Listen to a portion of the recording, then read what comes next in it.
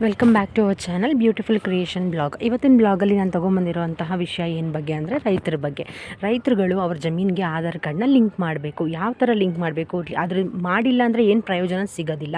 ಎಲ್ಲ ರೈತರುಗಳಿಗೂ ಅವರಿಗೆ RTC ಇರುತ್ತೆ. RTCಗೆ ಅವರು ಆಧಾರ್ ಕಾರ್ಡ್ನ ಲಿಂಕ್ ಮಾಡಬೇಕು. ಏನಕ್ಕೆ ಅಂದರೆ ಇದು ರೈತರುಗಳಿಗೆ ಸರ್ಕಾರ ಕೊಟ್ಟಿರುವಂತಹ ಒಂದು ರಾಜ್ಯ ಸರ್ಕಾರದಿಂದ ಹೊಸ ನಿಯಮವನ್ನು ರೂಪಿಸಿದೆ. ಏನಕ್ಕೆ ಆದಷ್ಟು ಬೇಗ ಎಲ್ಲರೂ ನಿಮ್ಮ RTC ಯೊಂದಿಗೆ ಆಧಾರ್ ಕಾರ್ಡ್ನ ಲಿಂಕ್ ಮಾಡಿ ಅಂತ ಹೇಳ್ತಾ ಇದ್ದಾರೆ ಅಂತ ಹೇಳಿದ್ರೆ, ಇದು ಆಲ್ರೆಡಿ 7 ವರ್ಷದ ಹಿಂದೆನೇ ಬಂದಿದೆ.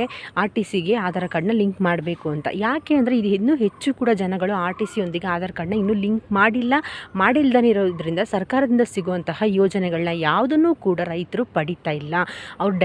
ಅವರ ಜಮೀನಿಗೋಸ್ಕರ ಅವರ ಜಮೀನಿಗೆ ಸಿಗುವಂತಹ ಇದನ್ನು ಯಾರು ಜಮೀನು ಓನರ್ ಆಗಿರ್ತಾರೋ ಅವ್ರ ಆಧಾರ್ ಕಾರ್ಡ್ ಲಿಂಕ್ನ ಅವ್ರ ಜಮೀನಿಗೆ ಲಿಂಕ್ ಮಾಡೋದು.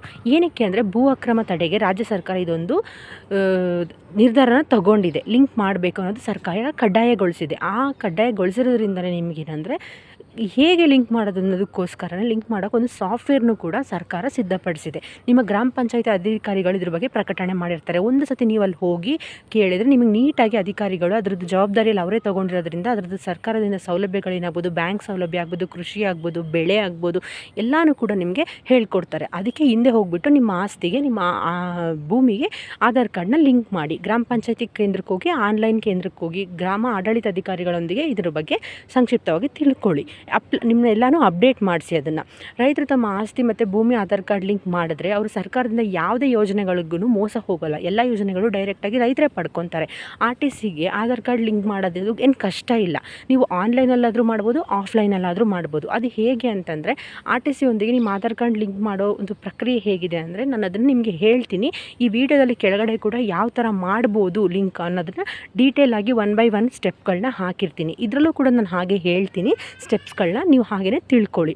ನಿಮ್ಮ RTC ಯೊಂದಿಗೆ ಈಗ ಕಾಣಿಸ್ತಿದೆಯಾ ನೋಡಿ ಒಂದು link, land records Karnataka government.in service. ಆ ಲಿಂಕ್ಗೆ ನೀವು ಕ್ಲಿಕ್ ಮಾಡಿದಾಗ ಅದು ನಿಮಗೆ ಓಪನ್ ಆಗುತ್ತೆ. ಆ ವೆಬ್ಸೈಟ್ ಓಪನ್ ಆದಮೇಲೆ ಆ ವೆಬ್ಸೈಟ್ ಕೇಳಿದ ಮಾಹಿತಿನ ನೀವು ಕೊಡಬೇಕಾಗುತ್ತೆ. ಅದು OTP ಕೇಳುತ್ತೆ. ನಂತರ ನಿಮ್ಮ RTC ಮತ್ತು ಆಧಾರ್ ಕಾರ್ಡ್ ಲಿಂಕ್ ಆಗಿರೋ ಅಲ್ಲಿ ಕಾಣಿಸುತ್ತೆ ಆಗಿದೆಯಾ ಇಲ್ವಾ ಅಂತ.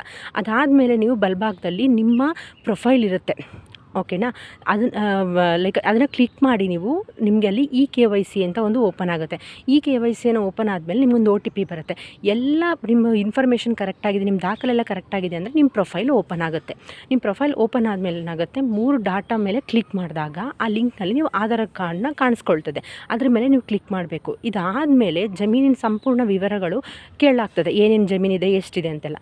ಸೊ ಈ ಡೀಟೇಲ್ಸ್ ಕೆಳಗಡೆ ಹಾಕಿರ್ತೀನಿ. ಹೆಚ್ಚಿನ ಮಾಹಿತಿಗಾಗಿ ನನ್ನ ಚಾನಲ್ನ ಸಬ್ಸ್ಕ್ರೈಬ್ ಮಾಡಿ. Thanks for watching. ಸಬ್ಸ್ಕ್ರೈಬ್ ಮಾಡಿ, ಮೋರ್ ಅಪ್ಡೇಟ್ಸ್ ನಿಮಗೆ ಸಿಗುತ್ತೆ. Thank you.